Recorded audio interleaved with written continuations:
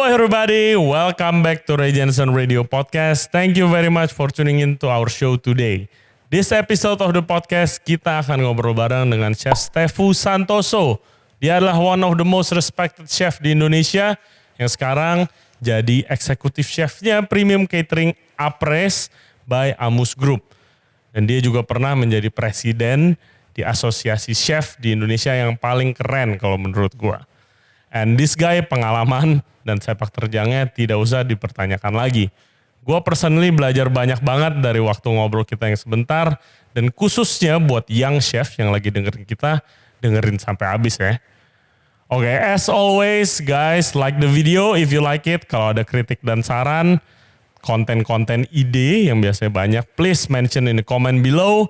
Jangan lupa subscribe to our YouTube channel dan follow kita di Spotify, Apple Podcast, Google Podcast, or Anchor app, atau in wherever you listen to your podcast. Okay, without further ado, please welcome Chef Stefu Santoso. Enjoy the show.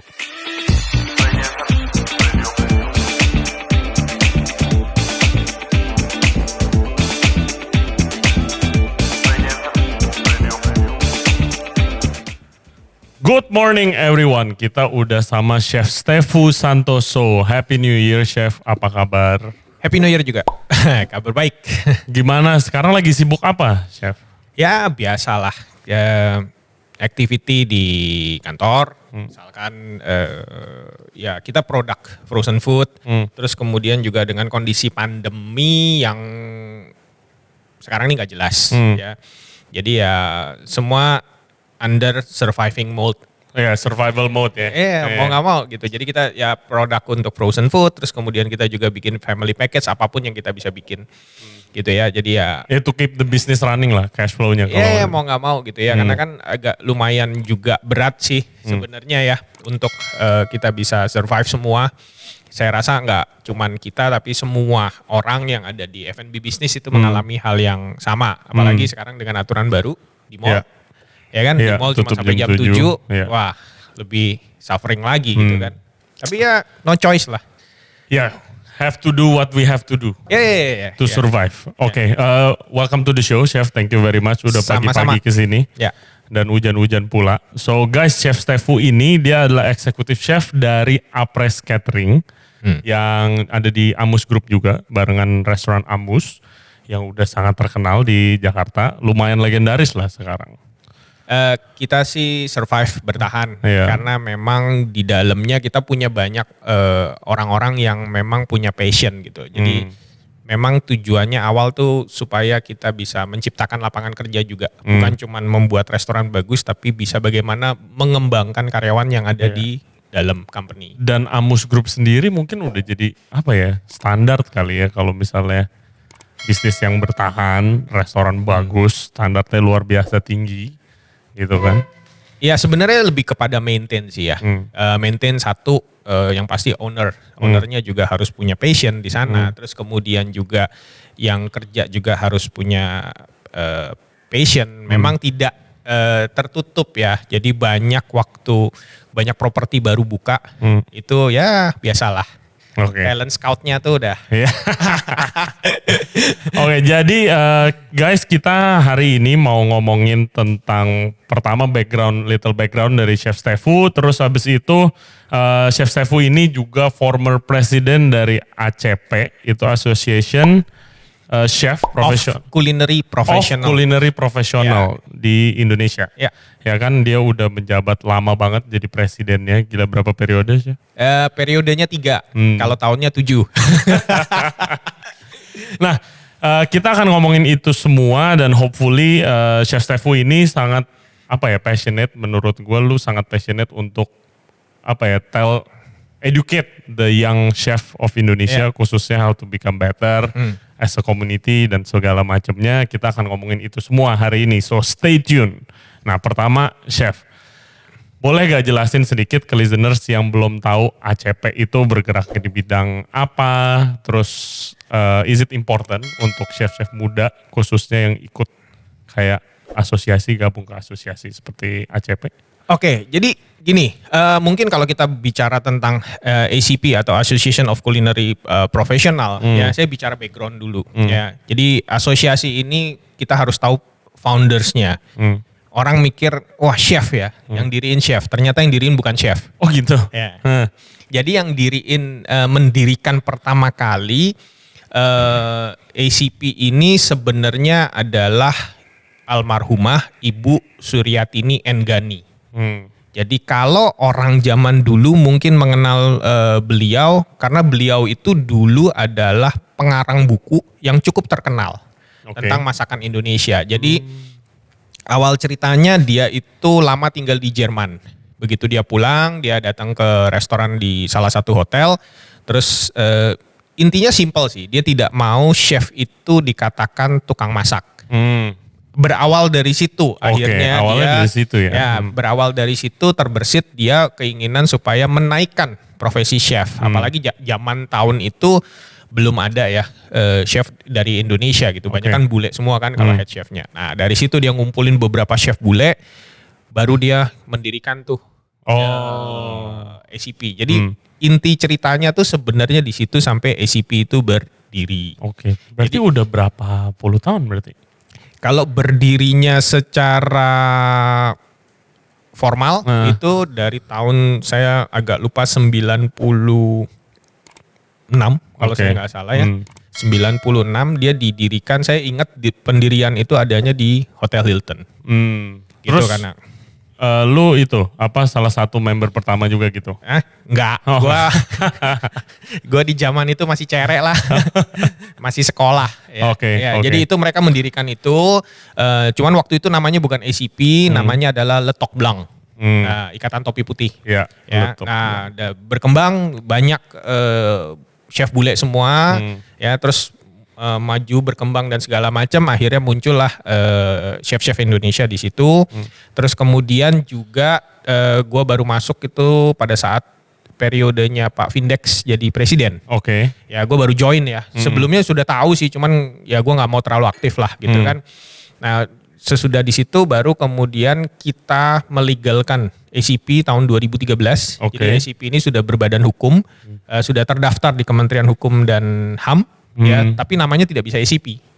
Karena masalah bahasa Inggris. Jadi gitu. Kita bikin yang register itu namanya Ikatan Praktisi Kuliner Indonesia. I think this is the only one association chef yang mempunyai badan hukum. Ya, kalau saya nggak salah loh ya. Iya, tapi banyak kan perkumpulan. Banyak banget. Dan itu tidak jadi masalah sebenarnya. Dan ACP sendiri itu gimana kalau misalnya bayangin chef ikut asosiasi itu apa aja sih aktivitinya gitu kalau misalnya udah di-included di ACP sendiri misalnya? Sebenarnya gini, ACP itu kan sebuah wadah ya. Jadi kita sendiri juga nggak bisa mengatakan bahwa lu kalau jadi member lu akan jadi chef hebat, enggak. Bukan di sini. Nggak ada guarantee ya, nggak ada guarantee. Tapi sebenarnya asosiasi ini dibuat tujuannya adalah untuk networking. Kalau saya mengatakan sekian lama saya ada di ACP, saya melihatnya bahwa tujuannya adalah networking. Jadi which is very important guys, networking. Really important. Very important. Kenapa? Karena kalau Anda sebagai anak muda masuk ke sana, Anda bisa ketemu dengan banyak orang. Nah, salah satu kegiatan kita yang utama di sebelum pandemi itu adalah monthly gathering. Cuman banyak orang salah sangka, wah ACP kalau pertemuan cuma makan-makan. Nah, sedangkan kita kalau istilahnya mau bersilaturahmi itu ngapain sih sebenarnya paling enak? Ya makan-makan. Iya makan, bener. Iya. Apalagi chef yang ngumpul. Nah, makan, ketemu orang, ngobrol. Nah itu sebenarnya momentumnya. Cuman banyak orang kadang-kadang kurang paham. Momentum-momentum seperti itu, kita ketemu orang kiri kanan ngobrol. Di situ sebenarnya bangun koneksi gitu segala macam, bisa dapat opportunity bisnis atau kerja, whatever it is kan. Jadi ya guys, networking atau koneksi lah bilangnya, kalau orang banyak koneksi itu di Indonesia khususnya itu sangat penting sih gitu, dengan sebatas makan bareng, ngobrol, kenalan. Itu khususnya chef ya yang biasanya kerja di dapur di belakang nggak kelihatan, taunya itu aja kalau kerja gitu di satu kotak kayak panci, daging, ikan, ayam gitu doang ya. sama tamu aja kadang-kadang jarang ketemu gitu. Gimana mau dapat opportunity bisa berkembang kalau nggak punya koneksi banyak. Nah ACP ini salah satu wadah yang bisa merealisasikan itu lah kan gitu. Ya, dan kita sekarang nggak cuman menjadi wadah bagi networking. Dari sejak 5 tahun terakhir, sebenarnya kita mulai fokus kepada program edukasi. Ya, jadi itu sebenarnya terbersit kepada saya pada waktu saya sama Pak Vindex, kita harus melakukan penjurian di sekolah. Oke. Ya, itu namanya program lomba LKS lah, mereka menyebutnya lomba kompetensi siswa. Nah, kita melihat bahwa di sana ada satu anak itu cukup bagus ya, masak itu rapi, bersih, luar biasa. Tapi begitu makanannya disajin ke kita, nggak ada rasanya semua. Lucu nggak? Jadi nilai dia tuh tinggi. Karena kan kalau lomba kompetensi siswa yang kita nilai adalah proses. Iya, bukan enak doang kan. Bukan tapi cuma enak. Proses gimana dia masak. Bersih bagus. enggaknya. Anak ini bagus banget. Bahkan kita nggak pernah lihat banyak barang di atas mejanya. Aneh nggak? Iya. Dan itu bikin 4 course. Iya. Ya, tapi begitu makanannya masuk ke meja kita tes kok hambar semua. Nah, Terus kita tanya, kamu masak makanan ini pernah makan nggak? Enggak, chef. Nah, aneh kan? Iya. Orang bisa masak tapi nggak pernah makan. Nah, jadi berawal dari situ kita melihat bahwa banyak sisi-sisi knowledge yang nggak dimiliki oleh anak-anak. Dan saya berpikir di saat itu bahwa kalau kita mau menciptakan seorang chef Indonesia yang bagus, kita harus benerin akarnya dulu. Akarnya harus dikuatkan. Dan akar itu adalah di anak SMK sebenarnya. Yang notabene mereka persiapan untuk menjadi sebuah profesi chef nanti ke depannya kalau jadi. Nah, jadi berawal dari situ kita bikin banyak sekali kegiatan-kegiatan yang sifatnya edukasi. Oke. Nah, kita waktu itu bikin banyak workshop ya. Waktu sebelum pandemi kita bikin workshop, kita kerjasama dengan waktu itu sama Modena. Mereka menyiapkan tempat, kita bikin workshop. Saya datengin teman ada yang dari Thailand, ada yang dari Singapura, ada yang dari beberapa produk-produk sponsor. Kita semua sharing tentang knowledge. Jadi yang di sekolah mungkin mereka nggak pernah dapat. Contoh, ada salah satu produk tepung, tapi kita tidak bicara tepung jadi apa. Nggak bikin roti, nggak bikin kue, nggak bikin begitu. Kita berbicara tepung itu apa sih? Terus dia dibuat dari apa? Yang namanya gandum tuh seperti apa? Gandum itu bisa memecah sampai 9. Prosesnya gluten itu apa? Nah, itu kan basic knowledge. Itu, knowledge yang saya rasa di sekolah kita nggak dapat. Bahkan mungkin beberapa profesional chef juga belum tentu bisa dapat. Dan again yang tadi kasus lu yang masak hambar semua tapi jago, itu kayak gimana ya waktu lu coming up through the ranks gitu in the kitchen, how do you build your palate gitu loh. Kebanyakan chef di sini menurut gua kayak misalnya dia kerja di restoran bagus. Misalnya kerja di Amus contohnya gitu kan. Gimana dia bisa nyobain makanan yang seperti Amus gitu loh. Pasti nggak pernah gitu. Kebanyakan kalau nggak kerja di situ gitu. Ya gimana mau build the palate. Tapi waktu lu punya strategi gak buat build the palate. Misalnya kalau misalnya kerja di restoran A, ya kalian harus nyobain juga misalnya restoran B yang konsepnya mirip. Supaya rasa flavoring kita tuh jadi luas. Kebanyakan chef di sini waktu gua test food misalnya kalau lagi konsultan apa nyari head chef, kebanyakan dia akan bikin makanan dari restoran dia yang dia udah pernah kerja. Kebanyakan favoritnya dulu ini di restoran saya. Gitu loh. Menurut gua sih sebenarnya kembali kita balikin lagi ke manusianya sendiri. Dia mau jadi chef itu karena apa? Apakah punya passion atau memang dia nggak punya passion di sana? Hanya bekerja menjadi seorang chef hanya untuk mencari nafkah. Itu ada perbedaan. Ada orang yang menjadi chef karena memang punya passion. Biasanya orang-orang yang mau explore adalah orang yang memang dia punya passion. Sehingga dia tidak merasa cukup untuk hanya ada di satu tempat. Sehingga dia mau mengeksplor. Sehingga dia bisa mengenal banyak sekali flavor, taste, style, dan segala macam. Jadi sebenarnya kita harus kembalikan lagi. Anda menjadi seorang chef karena memang punya passion atau Anda menjadi seorang chef hanya karena Anda butuh pekerjaan. Nah itu yang sebenarnya harus diklarifikasi dulu sebelum kita memang benar-benar terjun ke profesi ini gitu.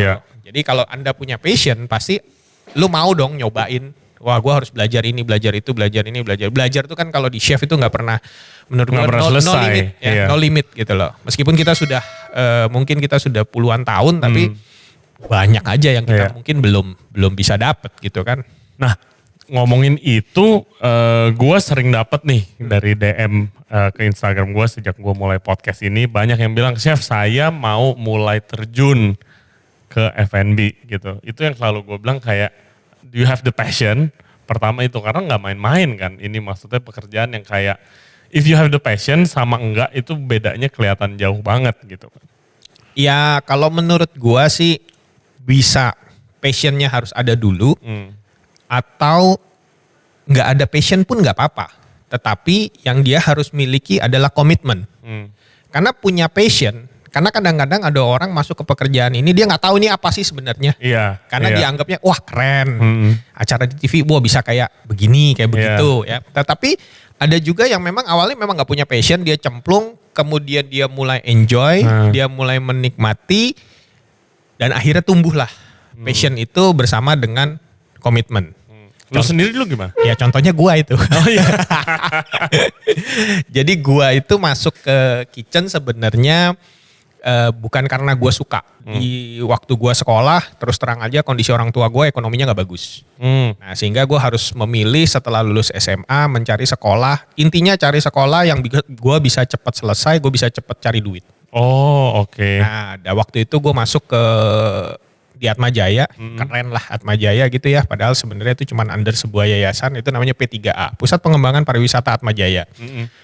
Gue disarankan kalau bisa lu ngambil hotel, kalau bisa lu masuk ke kitchen. Gue nggak punya pikiran kitchen kayak apa. Yang nyaranin siapa? Ada papa angkat gue sendiri, ya karena dia orang hotel, dia cukup lama dan pengalaman banget di hotel. Dia mengatakan, lu coba deh hotel, cepet. Sekolahnya cepet, lu bisa cepet kerja, bisa cari duit. Kalau bisa lu ke kitchen, karena lu kalau ke kitchen lu nggak punya usia pensiun kata dia. Itu aja yang gue ingat sampai hari ini. Iya. Ya udah begitu gue mulai. Nah passion gue terbentuk pada saat gue training, on the job training. Itu di hotel yang cukup agak lumayan lama di Jakarta, Kartika Chandra waktu itu. Hotel lama ya. Oh lama banget gitu ya. Ya kalau anak training sekarang sih nggak mau masuk kali. Tapi gue kan karena nggak punya pandangan ya, nggak ngerti juga hotel kayak apa, ya sudah jalanin aja dengan berjalannya di situ. Nah itu mulai.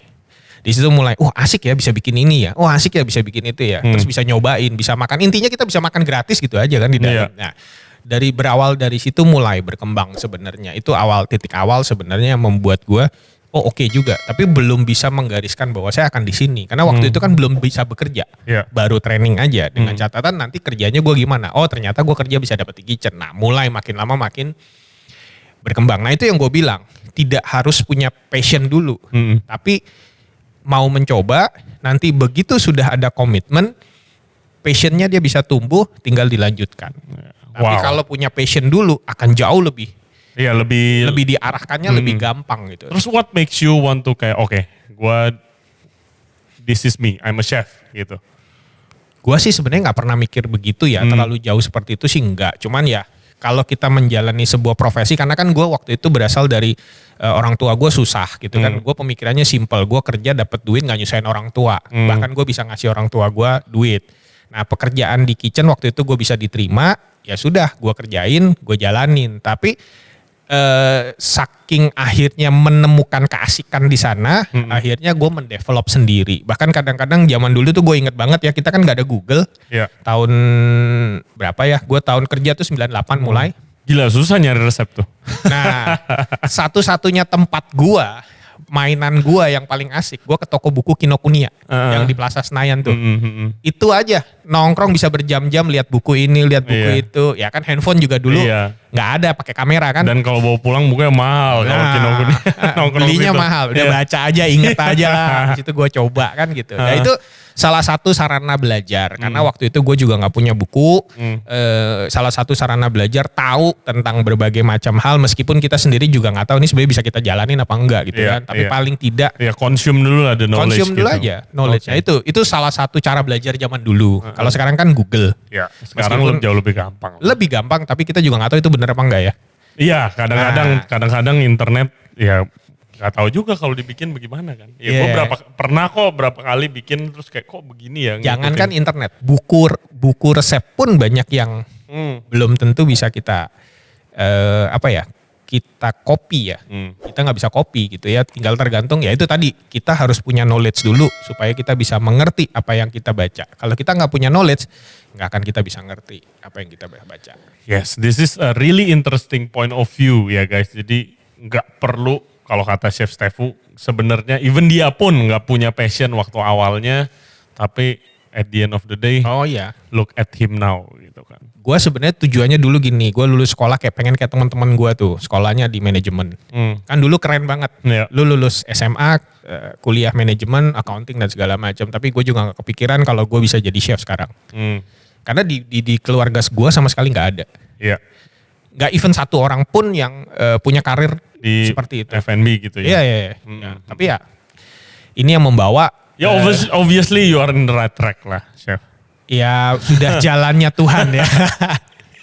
Nah, lu sampai tahun 2019, ini pasti banyak orang Indonesia yang belum pernah dengar. Ini you won the World Top Outstanding Master Chef Award in 2019. Itu awardnya Malaysia ya?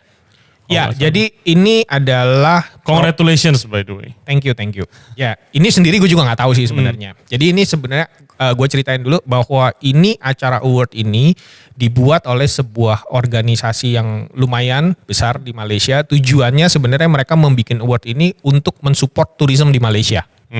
Tujuannya mereka bikin award dan segala macam mensupport tourism di Malaysia. Awalnya mereka hanya ke restoran saja. Okay. Ada waktu gua ke Malaysia itu untuk terima award itu mereka ada hampir 20 lebih kategori award untuk restoran. Ada restoran Chinese, bistro lah, bla bla, banyak banget sampai akhirnya masuk ke chef. Gua sendiri nggak pernah apply sebenarnya untuk award ini. Tiba-tiba satu hari gua dapat message, chef, saya lupa nama organisasinya apa, you dipilih untuk menjadi salah satu kandidat untuk dapat award. Saya bilang, ya udah nggak apa-apa, biarin aja. Toh juga gue nggak tahu ini apa, ya sudah. Nah terus ditelepon, lu bisa ke Malaysia nggak? Ke Malaysia, ngapain? Gue bilang, ya ini ada award. Lu nggak? Pertanyaan gue ke Malaysia ngapain? Kalau gue cuman kandidat ya percuma, ngapain kan buang-buang uang juga kan.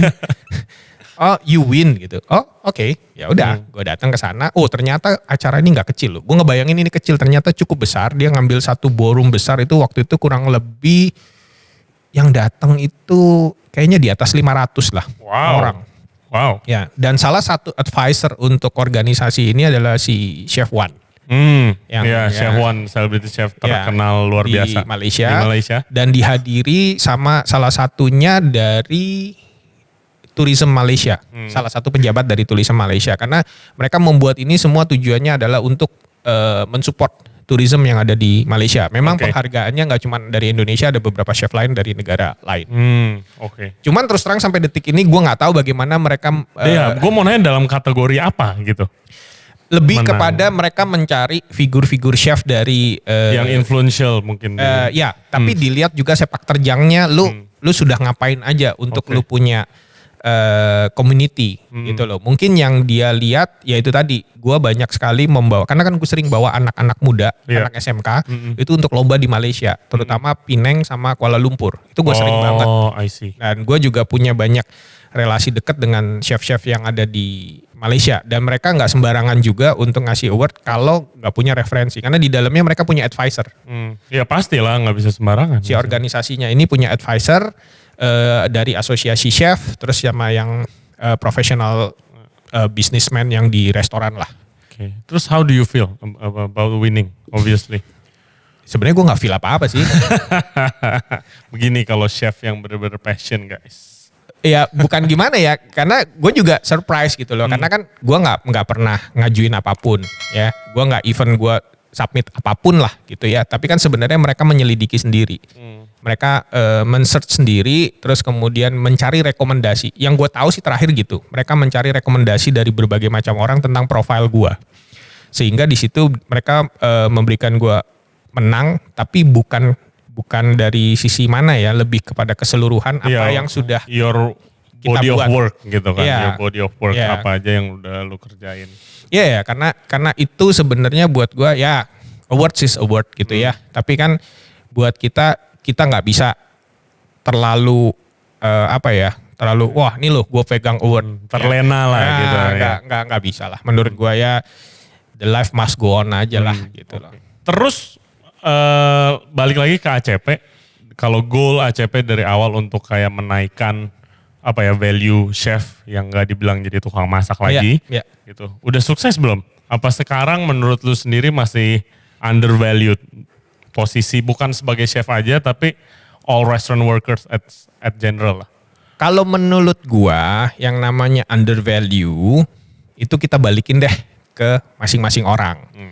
Karena menurut gua tidak ada yang mengatakan kita, ya ini kalau gua menurut gua pribadi ya, tidak ada yang mengatakan kita undervalue. Tetapi menurut gua pribadi yang terjadi adalah kita sendiri yang membuat kita menjadi undervalue. Oh. Kenapa? Yes. Nah, kan please gitu. elaborate. Gini. Jadi kita itu kadang-kadang banyak sekali chef yang gua sih bilangnya bajing loncat. Jadi dia terlalu sering berpindah tempat, 1 tahun pindah dengan tujuan untuk mencapai posisi yang lebih tinggi. Memang itu caranya. Tetapi kalau tidak dibarengi dengan knowledge, itu tidak akan membuat dia tepat di posisi sebagaimana yang dia inginkan. Jadi sesuai skillnya. Banyak orang yang menjadi istilahnya karbitan. Dalam arti dia belum tepat untuk posisi itu dengan segala macam skill dan knowledge-nya. Tapi karena dia lompat, dia mencapai posisi itu. Sehingga akhirnya yang tercipta di opini publik terhadap si A adalah undervalue. Nah tetapi kan kita juga bisa melihat banyak chef di Indonesia yang tidak juga undervalue. Oh enggak juga ya. Jadi sebenarnya apakah menjadi undervalue atau tidak undervalue kembali kepada diri kita masing-masing. Apakah kita akan membuat kita menjadi chef yang undervalue atau kita akan membuat diri kita menjadi chef yang valuable banget bagi banyak orang. Banyak loh chef Indonesia juga yang menurut saya mereka juga termasuk orang yang kita harus sangat banyak, high respect banyak, gitu. Nah yang undervalue juga banyak, tapi sebenarnya tidak ada yang salah dengan profesinya.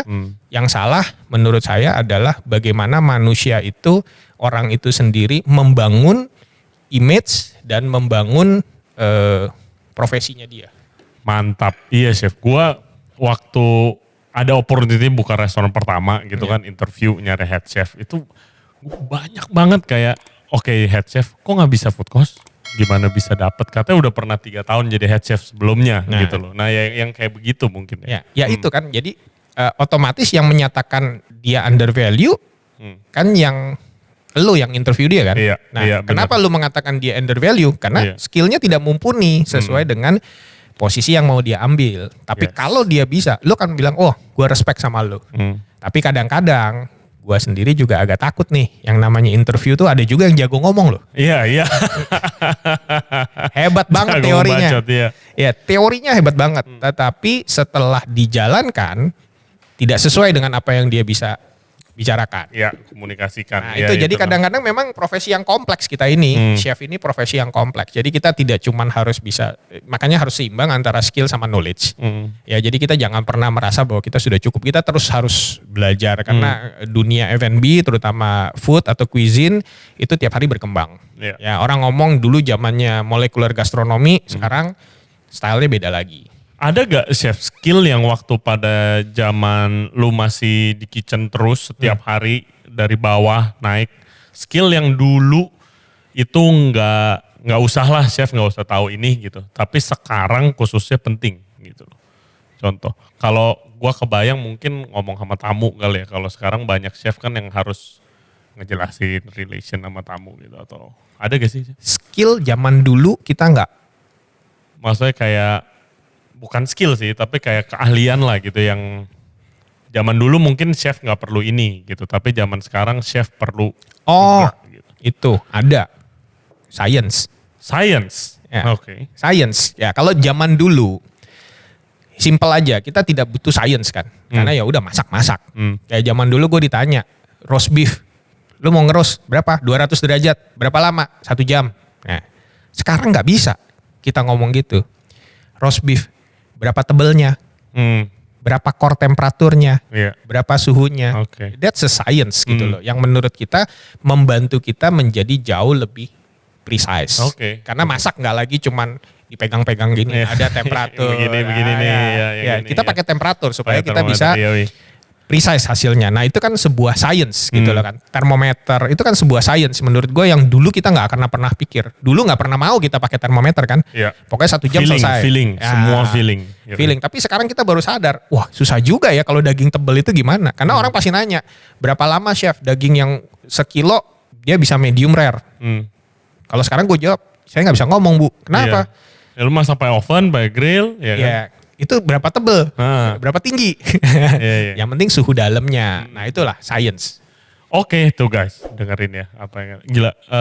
Gua aja dari duduk sebentar sama lu ini belajar banyak banget loh. Emang educator sejati. Ya enggak juga lah. Gue cuma bisa ngomong doang. Yang bacotnya jago kayak tadi lu Ya. bilang. Oke, kita masuk di closing questions nih. Ya. Gue tutup dengan beberapa pertanyaan. Pertama kayak what can we do better as a community of restaurant workers supaya lebih baik lagi ke depannya. Menurut gua kita berpikir positif lah. Kita selalu harus berpikir positif dan kita selalu tetap harus bekerja keras. Karena sekarang ini yang kita lakukan adalah kita harus survive aja. Ya, kita berusaha untuk survive, untuk mencari berbagai macam opportunity yang bisa kita lakukan. Ya contoh kayak kita di cateringnya itu drop ya. Sekarang kita tinggal 10%. Nah yang kita lakukan adalah kita mencari inovasi-inovasi baru, maksudnya produk apa lagi. Karena dulu kita adalah di Horeca, sekarang mungkin kita harus bergerak masuk ke retail. Jadi kita mencari new opportunity yang kita bisa lakukan. Karena selama kita masih berpikir, selama kita masih berpikir positif dan otaknya berputar untuk bisa bikin apa, saya rasa kita akan lupa dengan kondisi yang yang sudah menyibukkan cukup, diri lah ya. sudah cukup berat. Tapi juga kita masih punya activity yang bisa menghasilkan sesuatu. Saya rasa sih itu yang kita perlu lakukan sekarang, karena kalau kita cuma meratapi terus nantinya kita malah akan terbawa oleh kondisi yang seperti sekarang gitu. Iya, oke, that's good. Jadi itu juga answer my questions yang gue mau tanyain tuh kayak how you motivate yourself. Jadi itu keep doing busy, keeping busy gitu. Iya, keeping busy kita mikir lagi, kayak gue kan jualan frozen food nih ya. Jadi sekarang yang gue lakukan adalah gue besok mau bikin apa lagi nih produk yang kira-kira harus bisa disukai oleh orang secara general. Jadi bukan spesifik, tapi secara general orang suka.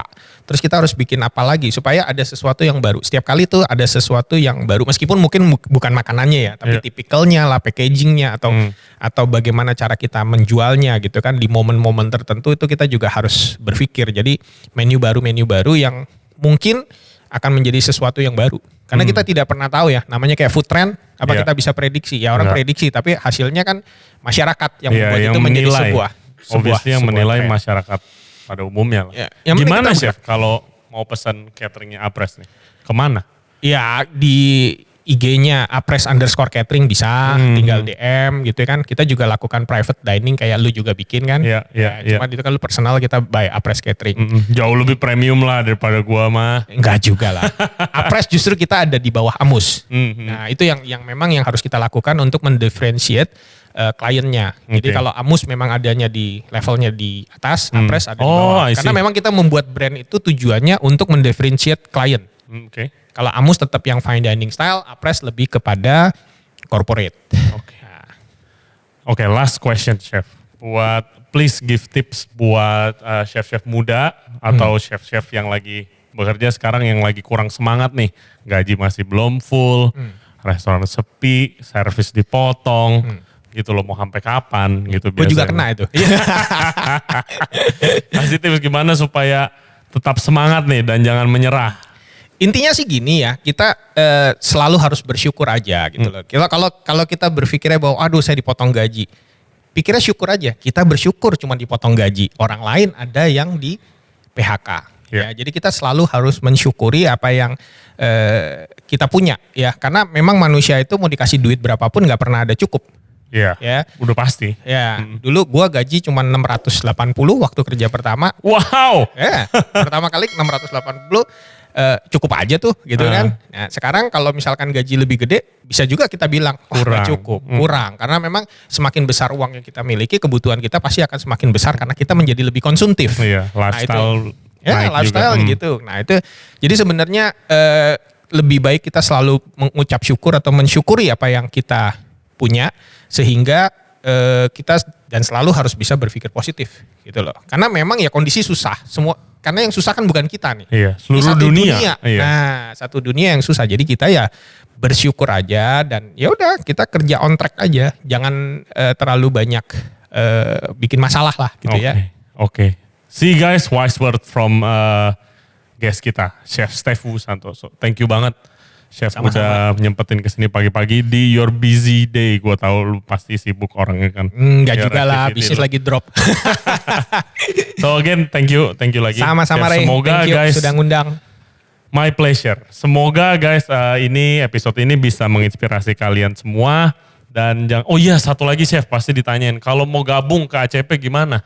Oh gabung Misalnya ke mau ACP bisa DM di Instagram ACP, ACP Indonesia, atau bisa kontak ke saya juga boleh. Oke. Tapi paling gampang kita punya ada di Facebook sama Instagram. Biasanya banyak yang DM ke Instagram ACP Indonesia, itu bisa gabung. Cuman for sure kita menyediakan networking, kita bukan menyediakan apa-apa. Tapi kalau mau lihat job vacancies banyak banget. Oh iya itu udah pasti.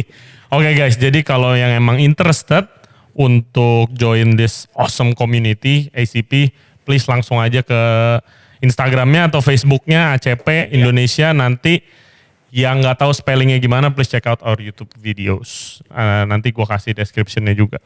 Oke, itu aja Chef. Again, thank you very much. Thank you, sama-sama. Selamat pagi juga Ray. Selamat pagi juga Chef. Thank you very much guys for listening to our videos today. Jangan lupa like and subscribe videonya. Komen kalau ada kritik dan saran. Kita ada di YouTube, Spotify, Anchor App, Google Podcast, Apple Podcast, semuanya kita ada. Oke guys. Oke. Thank you very much. See you next time. See you. Bye-bye. Thank you, bye-bye.